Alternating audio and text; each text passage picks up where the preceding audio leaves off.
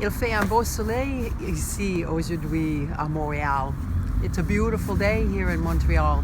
And just when I thought I was going to turn into a complete white potato, we've got spring. This is the first day of spring and it's very exciting. The sun is shining. So it made me think that I'd like to share with you how our tune Il fait un beau soleil is constructed. So join me back in the studio and I'll show you how that tune is built. We're back in the studio. You'll see that the sun is shining through the window, which makes me very happy. Spring is here. Woo-hoo. Okay. This is just if you've ever been curious, like what goes into a song and how, if you were a musician, what are the components and how is it that this organized sound starts and finishes and what goes on in between. When I go about analyzing a tune, learning it, there's three things that I use. One is something that I call the bones, where I go in and just with the main beats of the tune, I sketch out the structure. The second is something I call crib notes, is once I've got the structure, I can listen and figure out what the chord changes are. And those crib notes, when I get them finished, I can hand to the rhythm section, and it's a real quick visual, easy way for a player to see what's going on in a song.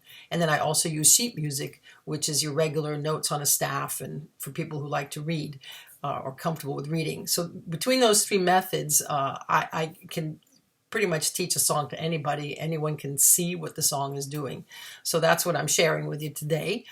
For the bones, I take a sheet of paper and pencil, and I listen to the song and just on the pulse, I make a tick for the main pulses, just listening through the whole song. And if I can hear a distinct change in, say, the chorus or a verse, I'll move the ticks over, kind of like a new paragraph. I'll indent over.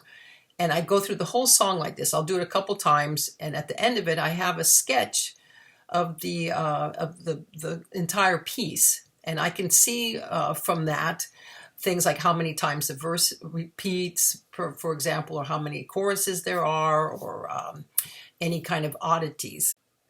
Then I'll mark the sections using rehearsal marks, A, B, C, D, how many. This one, it turns out, has 3 sections, an A, a B, and a C. What's a little unusual about Il fait un beau soleil is that the A and the B section are 9-measure phrases. Typically in rock, pop, blues, it's 8-measure phrases. So this 9-measure phrase in the A and B section isn't one of those oddities that I was describing. You could only find out if you'd counted through the piece. I then go through the piece listening with my instrument and picking out what the key is, what's the tonal center. And in this tune, in Il fait un beau soleil, it's C. So I can work out the chords from that. And because I've got the structure, I know where it's probably going to change. For example, you can see that it goes to the minor. If you've not ever seen one of these before, but the A with the M next to it is the minor key, and then it goes back to major key. So because I've already gotten the bones, filling in the chords is a pretty easy process.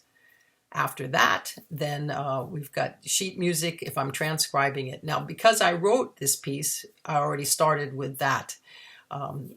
This is if you are working from it from the other angle. You've never heard the song before in your life and you want to know what's going on with it. Well, that was fun. That was something I've been wanting to do for a long time. So I'm wishing you a happy spring. I hope you have lots and lots of sunshine in your days ahead. And we'll just meet again soon.